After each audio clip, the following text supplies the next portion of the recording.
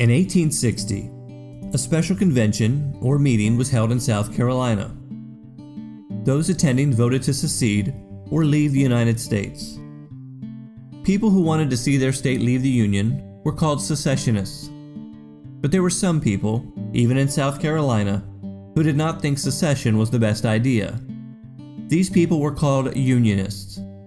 They did not necessarily agree with the actions of the federal government, but they did think it was best for states, like South Carolina, to stay a part of the United States. The South was much different than the North, but Unionists believed the Constitution was strong enough to make these differences work as a nation. Besides secessionists and Unionists, there was another group of people. They were called Cooperationists. Cooperationists were South Carolinians who supported this idea of seceding from the Union, but only as a last resort. They also felt it should only be done if all Southern states were in agreement. They believed it would be a big mistake for South Carolina to secede without the cooperation and support of the other Southern states. Secessionists were sometimes called fire eaters. They believed that breaking away from the Union was the only answer for South Carolina.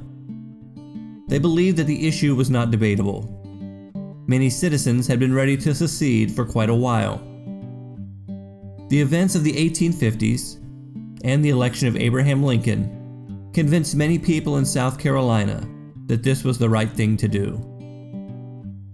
When Abraham Lincoln became President of the United States, the leaders of South Carolina decided it was time to secede.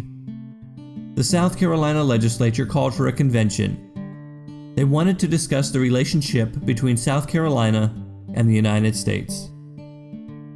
The convention first met at the First Baptist Church in Columbia, but rumors of a smallpox outbreak led them to quickly and conveniently move to Charleston. This was the part of the state where support for secession was the strongest. When the meeting reconvened, the leaders unanimously adopted an ordinance of secession. It said that the federal government should not interfere with the decisions and freedoms of the individual states. This was the idea of states' rights.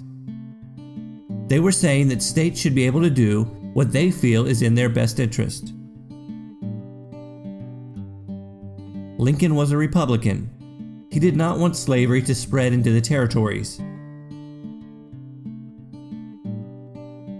Many Southerners assumed the government would soon make slavery illegal across the country. Ending slavery would completely change the Southern way of life. Before Lincoln was even inaugurated, South Carolina made its move. 6 other Southern states joined them and seceded from the Union too. Others would soon follow. They wanted to protect the institution of slavery, and they felt their way of life depended on it.